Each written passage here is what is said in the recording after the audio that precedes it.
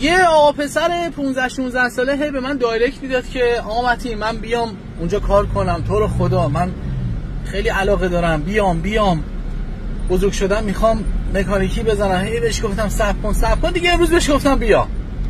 اومدم منم با علی داشتم موتور پرشیه رو مینداختم بالا، بهش گفتم که برو اسکو شدن آچار 14 برده بیار. آقا این رفت، هرچی ما وایستادیم این نیومد، هرچی ما فیکس بعد نیم ساعت اومد گفتش که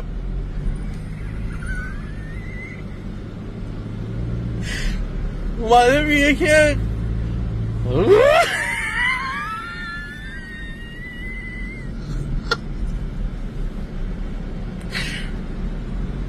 فعلا بیا این آچار 16 رو بگی کارت را بیافته تا برم 14 رو پیدا کنم.